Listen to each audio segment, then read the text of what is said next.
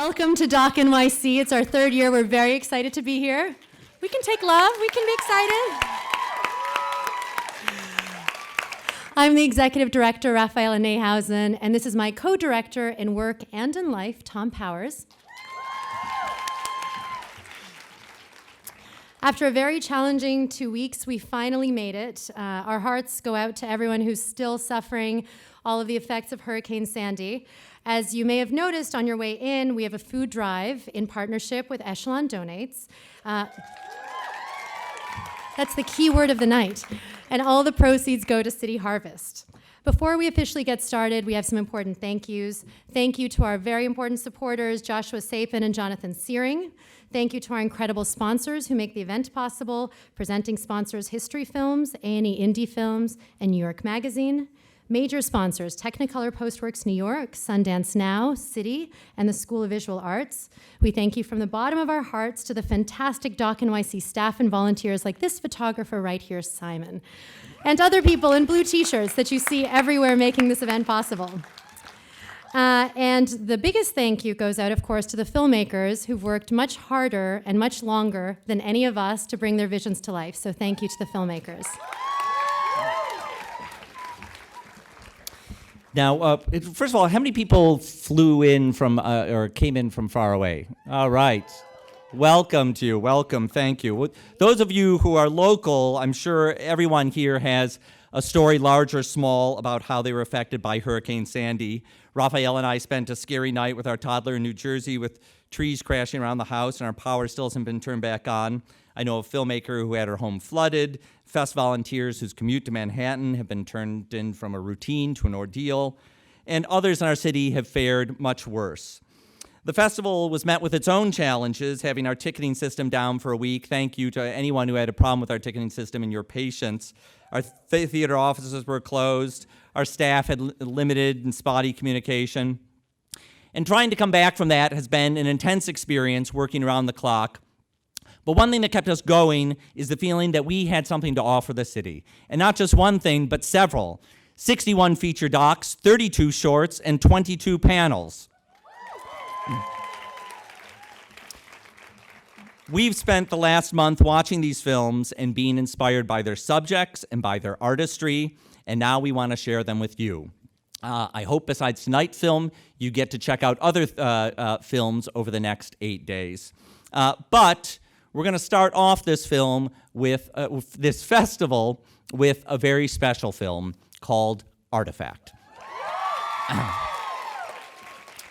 I had the real pleasure in my job at the Toronto Film Festival showing the world premiere of this film about 6 weeks ago. And what happened with that is this film came into my office very late in my selection process for Toronto. I had almost finished all the films that I was going to select. And I got in this film and really didn't think I was going to have room for any other film.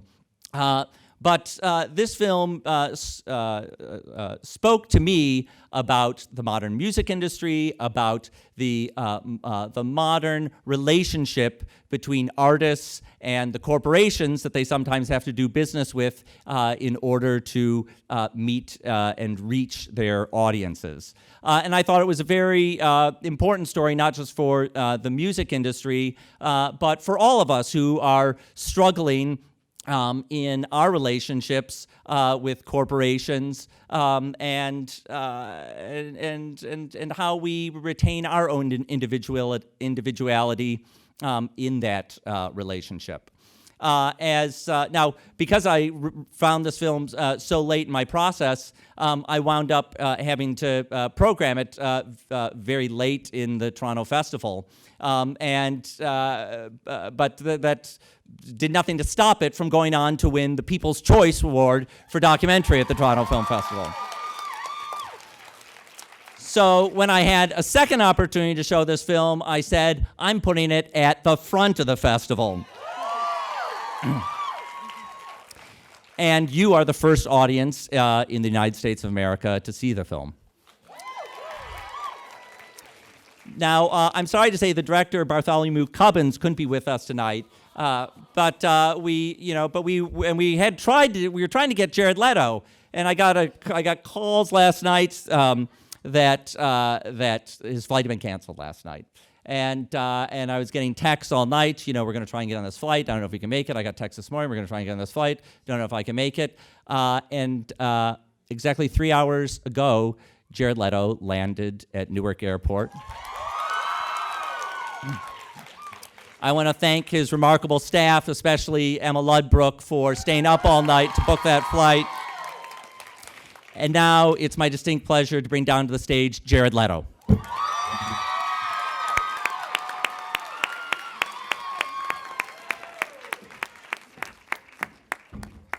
Thank you very much. Thank you. Thank you very much. Oh, hey, thank you. Hello. I know half the people in this room. I love you too. That was Michael Jackson.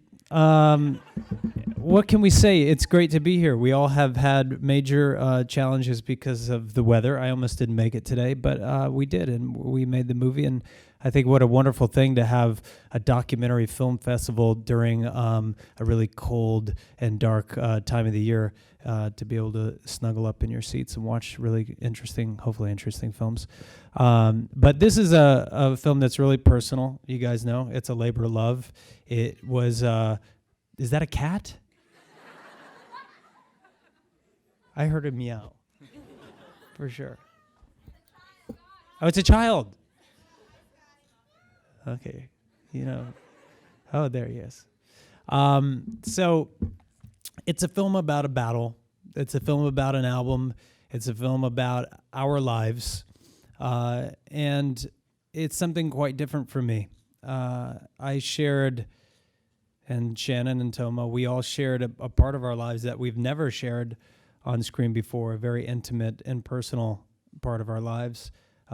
We take you inside the laboratory, inside the studio, inside our hearts and our minds, and share with you how difficult this period of our lives was, battling a massive corporation and fighting for what we believed in.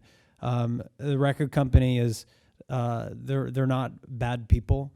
They happen to work in a business that has a lot of challenges and in my opinion, needs a good solid look at. But I think there are actually a couple of people from the record company here, I believe. So they're hiding in their seats. And I'm curious to see what they think after this as well.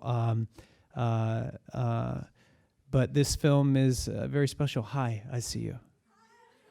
And can I just say, I'm so distracted right now because all I'm really thinking about is President Barack Obama is in the White House.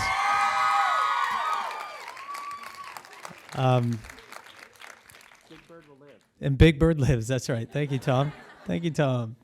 But it's a really special DIY project. It was made by just a handful of people, and we made it because we believed in telling this story. We believe it's important for artists and for audiences around the world to know the way that things work so that they can be better informed and make decisions about how you interact with the artists, how you support artists. And I don't know what else I should say. I can talk for a very long time. As you know, I want to make sure you get your money's worth. Is everybody staying warm and cozy? Yeah? How many people are from out of town? Raise your hand. Okay, there you go. And I'm sure there's... Yeah, it was more. I think people are just raising their hands now, which tends to happen. It's like Simon Says thing. So this is the first U.S. premiere of Artifact. It's a big deal, and we're very excited to be part of this film festival. Thanks to these two up on stage. It's a very classy affair and a very well-respected festival and a tremendous group of filmmakers. I'm so proud that we snuck in to the festival and we could be a part of it and let this be the U.S. premiere. So without further ado, this is Artifact. I hope you enjoy it. I love you guys, and I'll see you soon.